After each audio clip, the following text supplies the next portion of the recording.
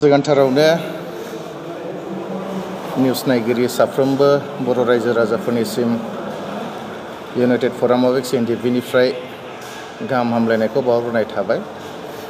नंगौ जों दिनै फैयै 21 October 2022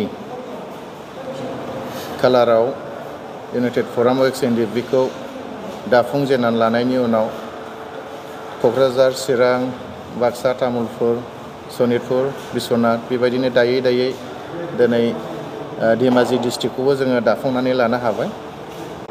United forum of ex NDFB दानायनि गोबां थांखिफोर दङ। दिनै जोङो united forum of ex NDFB दाखांनायनि उनाव गभर्नमेन्ट अफ इन्डियाजोंबो दिल्लीयाव थांनानै सावरायहैनो जों खाबु मोनबाय। बयबो मिन्थिगौ आरो जेब्लाबो सानफ्रोमबोआनो बुंनो हायो एनडिएफबि बा एक्स एनडिएफबिनि गेजेराव गोबां समाव गोबांथार मोननाय मोनैखौ लानानै गावजों गाव सोंखारिलायनाय, दान्थे बिदान्थे होलायनाय जों दिनै नुबोदों।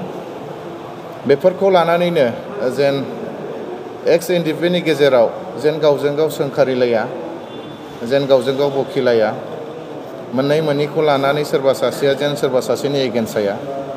जों बयबो साफा दावहारुमोन, दिनै जों साफा एक्स जाजोब्बाय।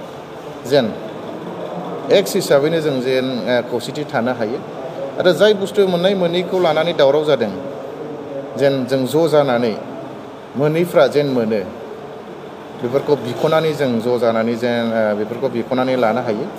बेफोरखौ नोजोर बोनानैनो दिनै इउनाइटेड फराम अफ एक्स एनडिएफबिआ जोनोम जादों आरो दिनै धेमाजि डिस्ट्रिक्टआवबो बेफोर बाथ्राखौ लानानैनो दिनै बुजाय होनजायनि गेजेरजों दिनै जोङो united forum of ex NDFB Dhemaji डिस्ट्रिक्टखौ जों दाफुंनानै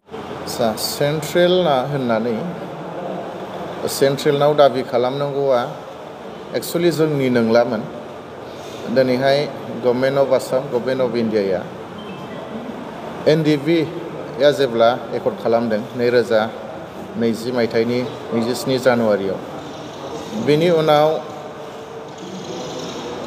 एक्स एनडिएफबिनिफ्राय सानै दैदेनगिरिफोरनो अलरेडि बिथांमोनखौ एपइन्ट खालामनानै होदों। जे एनडिएफबिनि जेसेबांनाखि क्ल'जआव लिरनाय दं एनडिएफबिनि मोननाय मोनैखौ लानानै बा एक्स ग्रेसियाखौ लानानै, बेफोरखौ मावफुंनो थाखाय जोंनि गेजेराव सानै मानसिखौ एपइन्ट खालामनानै होदों। मानगोनां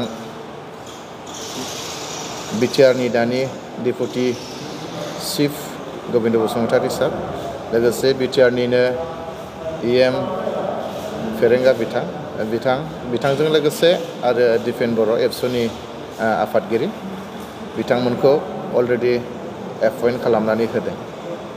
दिनै बिथांमोना बिनाय बायदियैनो जोङो एनडिएफबिनि बेसेबांनाखि मुंख्लं जादों, बेसेबांनाखि दिनै थालांबावदों आरो मा समस्या, बेफोरखौ लानानै गभर्नमेन्टआ जेब्लानो बिदों बिथांमोननो जों जेब्लाबो लिस्टखौ होबाय थादों। नाथाय दिनै जों बोसोरथाम जालायलांबाय एकर्ड जानायनि उननिफ्राय। नाथाय जेरैबायदि बिथांमोना जोंनाव बिदों, जेरैबायदि स्पिड आप जानांगौमोन, जोंनि खामानिफ्रा जेरै एकर्डनि बायदिब्ला जों सावरायनानै गभर्नमेन्ट अफ इन्डियाजों जों मोनबोनाय बायदिब्ला बोसोरथामनि गेजेरावनो गासैबो बे क्ल'जआव थानाय एनडिएफबिनि प्रब्लेमफ्रा जोबजोबनांगौमोन।